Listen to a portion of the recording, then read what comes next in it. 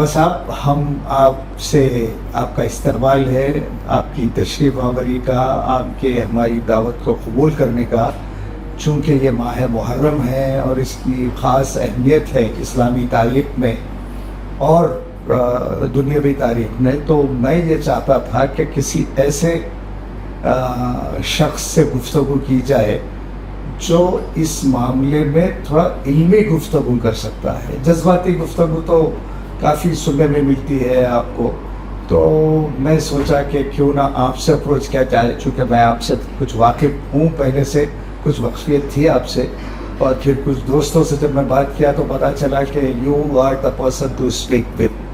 So I said fine, and آپ کا بے انتہا میں مشکور ہوں، شکر گزار ہوں کہ آپ نے ہماری دعوت قبول کی اور تشریف لائے. اور ہم بات شروع کرتے ہیں پہلے تعارف سے کہ مجاہد صاحب آپ کیا what exactly you are doing in Hyderabad.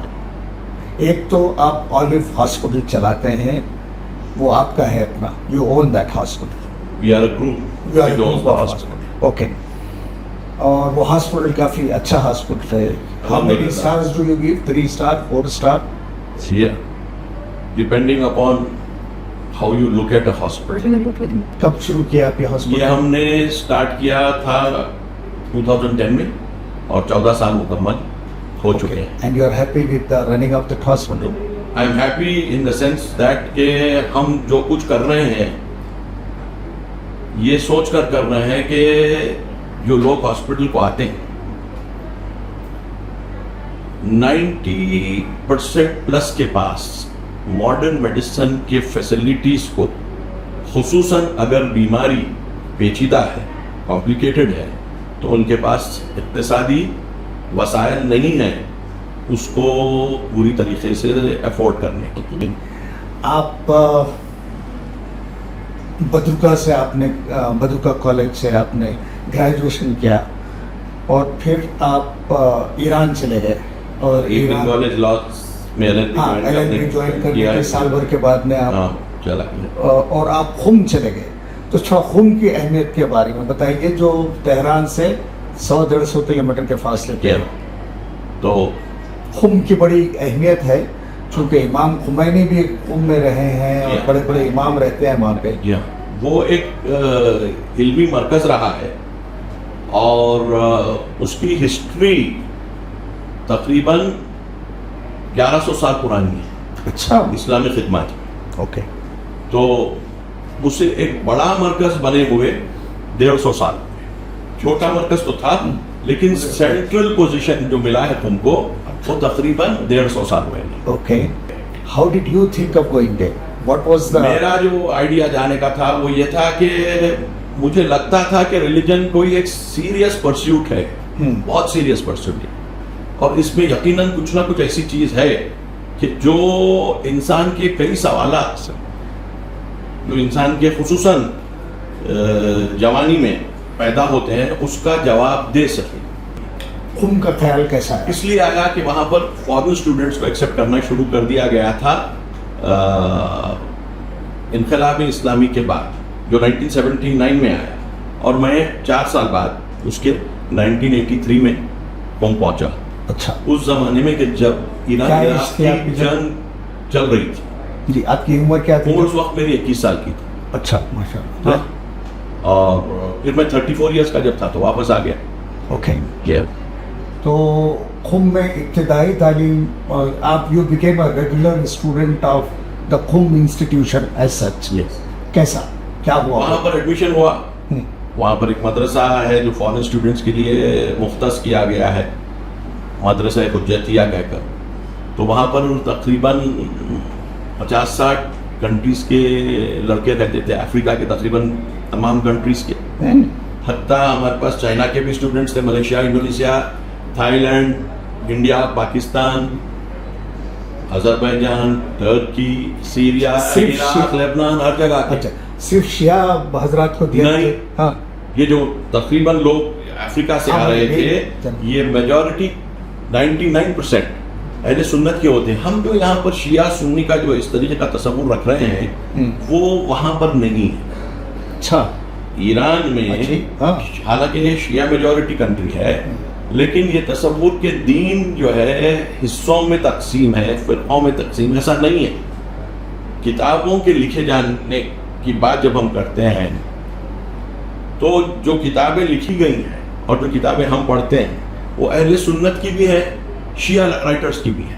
اچھا اور سنی مراکز میں بھی شیعہ رائٹرز کی کتابوں کو بھی پڑھا جاتا ہے اور سنی رائٹرز کی کتابوں کو بھی پڑھا جاتا ہے. تو اس طریقے سے اچھا اس سے پہلے آپ جائیے، آج سے 1000 سال پہلے تو ایک ہی استاد کی کلاس میں سب تھے، سب رہا کرتے، ہر قسم کی ہر فکر قسم کے لوگ تھے. رہتے تھے. اور یہ اسپرٹ شروع سے رہی ہے، اوکے یہ شروع سے رہی ہے. آپ دیکھیے اگر آپ امام جعفر صادق علیہ السلام کی بات کریں تو وہ مدینے میں تھے اور وہی زمانے میں امام مالک مدینے میں تھے جو محدث ہیں، جی جی جی. وہ ان سے حدیث نقل کرتے تھے. اچھا ہاں، اور ان سے ایک بات جو نقل کی گئی ہے جو ابن تیمیہ نے اپنی کتاب میں، تھوڑا انگریزی بھی بولیے پلیز، کیونکہ سننے والے میرے انگریزی بھی جاننے والے ہیں. تو ابن تیمیہ کی کتاب الولایہ میں ابن تیمیہ نقل کرتے ہیں امام مالک سے کہ امام مالک یہ کہہ رہے ہیں کہ میں نے جعفر الصادق علیہ السلام کو فقط 2 حالات میں پایا، یا عبادت کی حالت میں یا حدیث نقل کرنے کی حالت میں. واہ، اور جب وہ حدیث نقل کرتے تھے تو باوضو رہتے تھے. یہ امام ابو حنیفہ کی آپ بات لیجئے تو امام بھی کہتے ہیں کہ اگر 2 سال نہ ہوتے جو میں نے امام جعفر صادق علیہ السلام کے ساتھ گزارے تو میں ہلاک ہو جاتا. یہ معروف مقولہ ہے ان کا، لولا سنتان لہلک النعمان. تو یہ جو ہے اس طریقے کی کامنالٹی، انٹیگریشن تھا. امام شافعی کو آپ لے لیجئے، امام شافعی غزہ میں پیدا ہوئے جی، اور ان کی زیادہ تر جو ہے گروہ تعلیم جو ہے ایجپٹ میں ہوئی. اوکے. اگر آپ ویکیپیڈیا میں جا کر دیکھ لیں تو آپ کو ملے گا کہ ان کو جو تعلیم دینے والے افراد ہیں اس میں سیدہ نفیسہ ہیں. سیدہ نفیسہ جو ہے پرپوتی تھی امام حسن کی اور بہو تھی امام جعفر صادق علیہ السلام. تو this is the kind of integration you will find. Sir Hyderabad تمام ہندوستان میں، تمام بر صغیر میں، all over the subcontinent, it is known for observing Muharram in a manner which is unmatched. If one city which comes close to it is Lucknow, but our Muharram means the Muharram which is observed in Hyderabad is a mix of the Shia and the Sunni traditions. Would you like to explain why this has happened and what is it actually? The reality is the sacrifice of Imam Hussain actually impacted everybody who came to know about it after it happened in the 61st year of Hijri in Karbala. The sacrifice is unparalleled. So generally, the Muslims, irrespective of which school of fiqh they belong, assimilated it, made it part of their understanding of religion. Imam Hussain was part of the Ahlul Bayt, and there is no doubt that respect and love of Ahlul Bayt is common among all denominations of Muslims. Keeping that in mind, when we come to Hyderabad, it was a Shia dynasty, and they promoted this way of observing Karbala by copying some of the cultural aspects of commemorating it, which were extant at that time in Iran.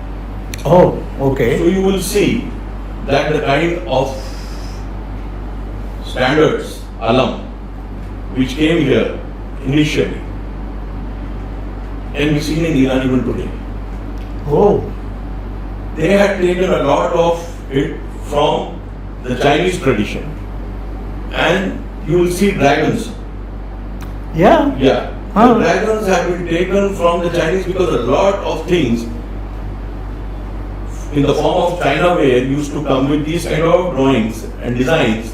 Oh, From that, it was taken as a sign. amazing. Yeah. So Amazing. it is actually a cultural melting pot of a diverse kind, where all kinds of cultural Elements aspects came and in. elements came together, and they started becoming part of the what we call Azadari. Okay. So in Hyderabad also we have this impact. So it came from all the places. In Lucknow you will find Tazias. ताजिया है. That is according to the kind of things which they used to have around them. And they took the Tazia from somewhere and developed it as a part of Azadari to make it into a social gathering, a social Congregation. congregation, and as a result we find different kind of things happening in different places. In Hyderabad we have the way we have it here. Sir. And then the aspect of self-flagellation, जिसको हम खूनी मातम कहते हैं, that also came from diverse areas.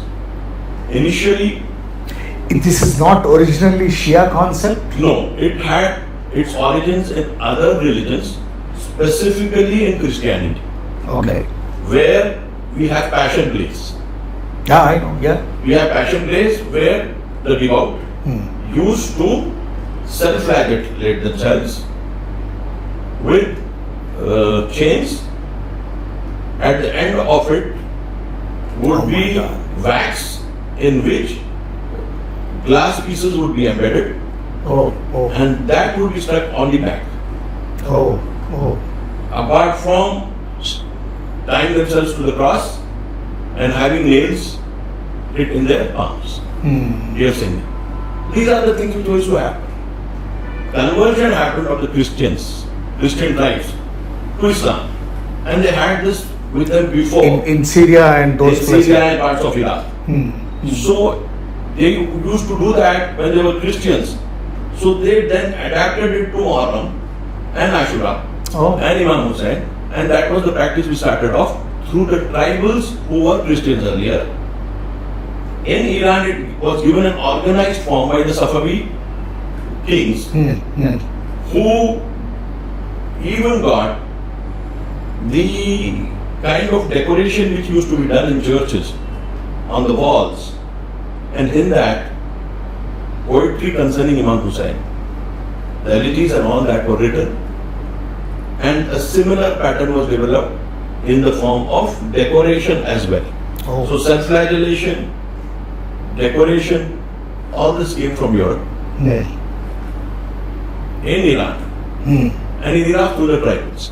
Okay. This is It's a the long history. journey. Yes, a long journey. Sir, It's similar to something which we have of walking on fire. fire. Here in Hyderabad. In Hyderabad. Along with Yeah, so that Just obviously the had a history of more than maybe 2000 years, where some temples have this practice Ji. of people walking on fire. Sir, this talk will not be completed or not look proper if we don't talk about the incident of Karbala. So briefly tell us what happened in Karbala and how the political thing turned into something that became a part of the history of Islam. If you look at Briefly, sir. Islam, if you look at Islam, if you look at Quran, there are very clear verses why prophets were sent. Verse 25 of Surah Hadid very clearly says, لَقَدْ أَرْسَلْنَا رُسُلَنَا بِالْبَيِّنَاتِ وَأَنزَلْنَا مَعَهُمُ الْكِتَابَ وَالْمِيزَانَ لِيَحْكُمَ النَّاسُ بِالْقِسْطِ. Surely we have sent all our prophets with clear proofs, and I have sent with them the book and the Mizan, that is a system, so that people may uphold justice. لِيَحْكُمَ النَّاسُ بِالْقِسْطِ. So that people may uphold justice. The part played by the prophets was to give the message, the system on which justice could be delivered, but the responsibility of it was falling on the people completely. The Yaqum an-Nas. The people are supposed to uphold justice. And this is why all the prophets were sent. Because God doesn't want injustice to prevail amongst His creatures. That is a very clear thing. Okay. God, who is Rahman and Rahim, will not want anything except Rahim, mercy, to prevail among the people. Like a father would like peace in the family, because he loves his children. Similarly, Yeah. God also, Allah subhanahu wa ta'ala also, would like peace to prevail among the people. So the standard for peace should be justice. Injustice cannot be something on which you can expect peace to prevail. So when Yazid took over, Yazid took over as the first person who was appointed by the father, by his father, yes, which was not till then the standard. yes, The choice finally would be of the people. God only gives standards. There is a very clear verse in the Quran where Allah subhanahu wa ta'ala says, وَجَعَلْنَا مِنْهُمْ أَئِمَّةً يَهْدُونَ بِأَمْرِنَا لَمَّا صَبَرُوا وَكَانُوا بِآيَاتِنَا يُوقِنُونَ. And surely we made imams among them. Among them means the Israelites, the Bani Israel. Surely we made the imams among them who guided according to our commands. يَحْدُونَ بِأَمْرِنَا, who guided according to our commands. When did we make them imams? لَمَّا صَبَرُوا. We made them imams when they were patient and had fortitude and were sure of our signs. وَكَانُوا بِآيَاتِنَا يُوقِنُونَ. That is the principle of imamat as expounded by the Quranic verse. okay, You should have 100% faith in God. You should have patience and fortitude, and you should guide on the command of God. So you can't say anything from yourself. As Imam Jafar Sadiq alayhi salam used to say, he says, whatever we say is from the Quran or the Prophet. Had we said one word on our own accord, that would be kufr of God. oh my God, That is the standard should be fixed. Even the imams don't have a right to add a word to the Sharia. The power of it is totally with Allah and the Prophet. There are so many other verses clearly pointing out to this. sir, there is this incident, please correct me if I am wrong, Hazrat Maria, when he wanted to appoint his son Yazid as his descendant, as to the throne of the Islamic Caliphate, he approached Imam Hussain. I mean, Imam Hussain accepted that. Sorry, Hassan. I'm sorry.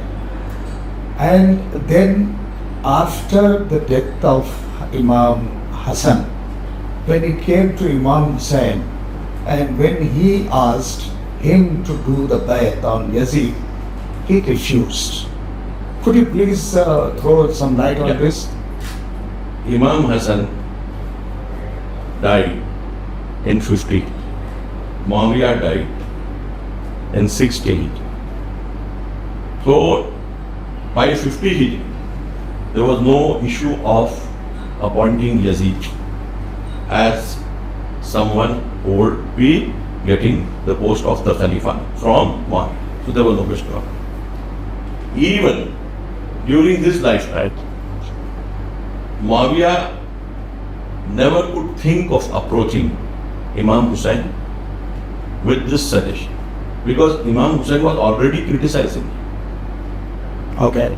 There is a sermon delivered in Makkah in 58 Hijri, that is 2 years before Muawiyah died, by Imam Hussain. He was addressing a group of ulama in Makkah during the Hajj. And he says, God wants His commands to be executed by the ulama.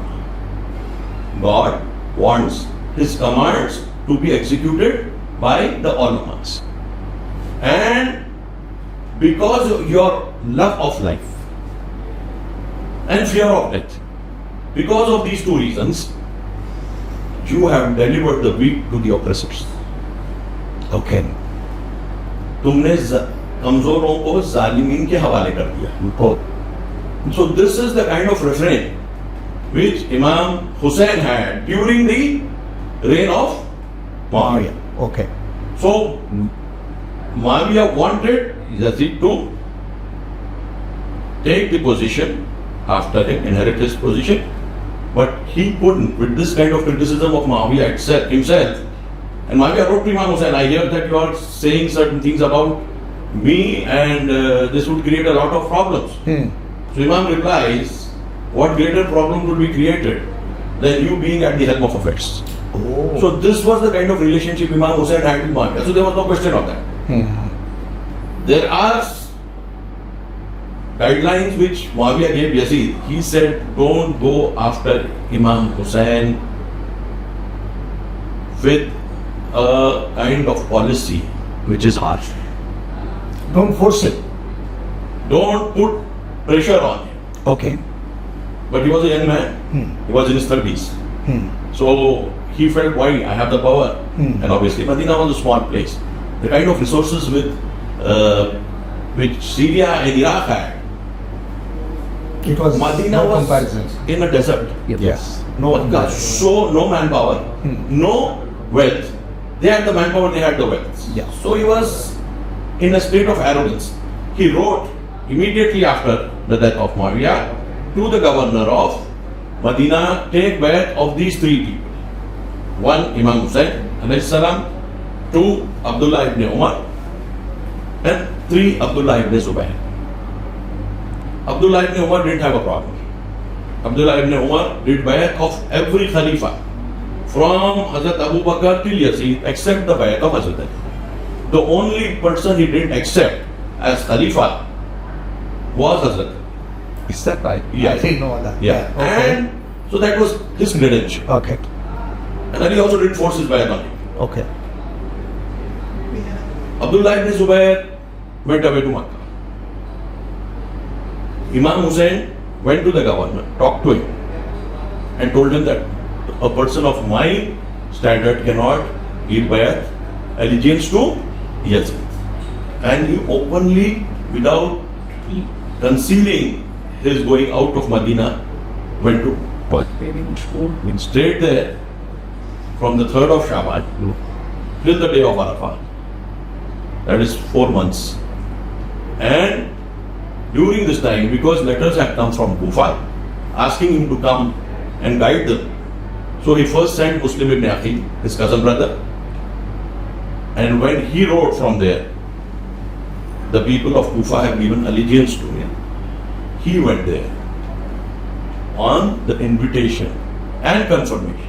First invitation and then confirmation by his person deputed for this purpose. During this period of time, we find changes coming in Kufa. Ibn Ziyad coming from Basra and taking charge. After his taking charge, he became proactive, started finding people who were supporting the movement. Some he was able to pressurize, some he got arrested, and finally he was able to break the movement which had started was able to arrest Muslim ibn Aqil and Hani ibn Urwa, who was giving him refuge in his house, killed both of them, threw their bodies on the road to show to people that there is no resistance now because the leaders have been killed. And after that, he stabilized it. Imam Hussain was on his way to Kufa and he got this information that this has happened. And during this period of time, was there a suggestion not to come to Kufa from Kufa? That no, this has happened. when Don't come. Muslim ibn Aqil was arrested and what was asked, you can repent and say that you have nothing to do with Imam Hussain and his movement. We will forgive you. He said, no, I can't do that. Ibn Ziyad told him that you will be killed otherwise. He said, I'm ready for that. But I just want one request to be fulfilled. I want to do my wasiyah. I would like to do a wasiyah. And the person he selected was Umar ibn Sa'd. Umar ibn Sa'd is the same person who was the commander of the forces in Karbala. So Muslim, the nearest person to him, was Umar ibn Sa'd ibn Abi Waqqas. Abi Waqqas was the companion of Company of the Prophet. Prophet. He was related to the Prophet also. Yeah. So he was the closest relative to him. So he told him, I have some debt in Kufa. I have money in Medina. Please take that amount and settle the debts here. First. Second, when I am killed, pray on me and bury me. Third, tell Imam Hussain not to come forward. These were the three things. Keep it up. Sir, the way the entire incident of Karbala was carried out from 7th of Muharram to 10th of Muharram, Yeah. stopping the water, besieging the whole thing and all that. What message does it convey? The defiance of Hussain, Hazrat Hussain alayhi salam, not to send any compromising word. The reason is, And what is the reason? Yes, but Yes. what is the message? the message is very clear. Imam Hussain quotes a hadith from the Prophet ﷺ. The Prophet said, whoever finds a tyrant ruling over the Muslims, making the halal of Allah haram and haram of Allah halal, not following the commands of God and the Quran, and if he doesn't act against him by word and deed, that person would be sent to the same place where this tyrant will be sent on the day of judgment. Oh, That is it. Can you find it in his khutbahs, which have been narrated by famous historians, Tabari, Kamil ibn Athir, all these things which are available to us. So the idea was, and another thing, who should be the imam? Who should be the leader? The imam should be one who acts according to the command of God, according to what the Quran says, not act according to his own whims and fancies. Imam was continually saying that if this happens, Al-Islam as-salam is Bulayat al-Ummatu bi Ra'in Misli Yazid is a famous quote of Imam Hussain alayhi salam. We would be saying goodbye to Islam if someone like Yazid becomes the leader of the Ummah. oh, Because the value system comes from the top and goes. If the person, the Imam Adil, which is the idea of Islam, because justice is the basis for the sending of prophets, I guess we have the ayat for that. If the top person is not acting according to Islam, how can we expect the people at the lower levels, his ministers, his officers, his army, his judges? Today's world, we can see. yeah. I just want to come down to that.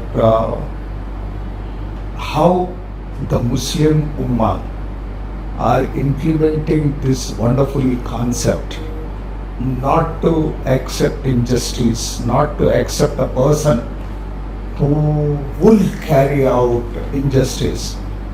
And what is the situation of Muslim? What should the Muslims do?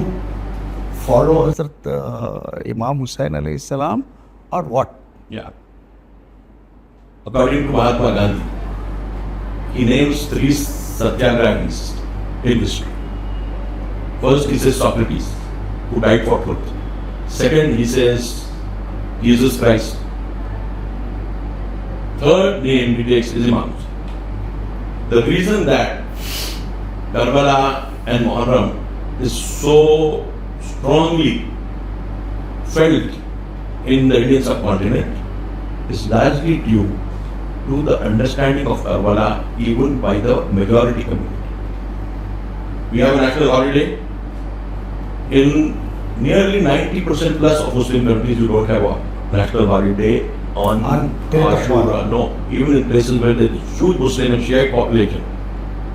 For example, Lebanon, you don't have a national holiday. Is it? Yeah. Okay. So these kind of things are out of the world. India as such is a spiritual civilization. I can prove it because that. For example, you take Buddhism, it spread all over the world. Wherever there was civilization, it spread. Where did it start from? It started from India. It was a reform movement of the Hindu religion, which had got corrupted, and then somebody like Buddha comes to give it new life. The Buddhists got corrupted. Then we have a revival of Hinduism through Adi Shankaracharya. He took the good principles expounded by Buddha and presented it to the majority Hindu population, and from there the revival started. Islam came and started propagating itself. You will be surprised. Today, 2/3 of the Muslim population of the world is from the Hindu stock. You can take. Yeah. Near to 280 million population of Indonesia, huge majority there. Second, Pakistan, Bangladesh. Third, India. All put together they touch about 1 billion. So it's near. And if you add Afghanistan and Burma and other places, Malaysia and all that, 2/3 were earlier Hindus who converted to Islam. Today. So the big majority, why did they do it? It's clear. Indonesia, Yeah. force, power, no. India, no. The idea of spirituality is something which is contained in the thought process of India, in the structure of India. So therefore, irrespective of whoever comes with a spiritual message, be they Babas who are doing it for their own, or be somebody like Sai Baba of Shirdi, some saint living in a mosque, they are going to go to spirituality's part. Now that becomes at times an exploitative thing, at times a regenerative thing. What we require today is to make it regenerative through the kind of movements of pure kind which Imam Hussain represents. Okay. So what is your message to the public, to the audience? The message is simple. Karbala can be understood as a historic event which has ramifications for today. It has ramifications. Even when we see resistance movements happening, even today among the Palestinians in Gaza, the idea of resistance has come from Imams. They are openly saying that. They are openly saying that. The resistance idea. Mahatma Gandhi told, my idea of resistance and satyagraha has come from Imam Hussain. Openly has said that. So Imam Hussain is not somebody who is a personality for the past. He is the personality of today as well. Okay. Similar to the Prophet. The Prophet is someone who lived in the past. But the context of his ideas have reverberations and ramifications for him. For example, the idea of justice, the idea of brotherhood, fraternity, the idea of equality. To do even justice to your enemies. And that is closer to power in the form of piety. Piety is something where justice is done to the enemy. This is Quran. Yes. So, जैसा जी कहते जी जैसा आपका बेइंतहा शुक्रिया, आपने इतना वक्त निकाला हमारे लिए और इतने मसरूफियत के बावजूद, क्योंकि मुझे पता है कि आप जाते हैं और जो महफिल अज़ा होती है वहाँ पर आप एड्रेस करते हैं काफ़ी लोगों को, और उसके बावजूद आपने हमारी दावत को कबूल किया, आप तशरीफ लाए. We are thankful to you sir, and we would like to meet you again. Thank you so much. Thank you very much. Thank you आपका so much. शुक्रिया. Thank you.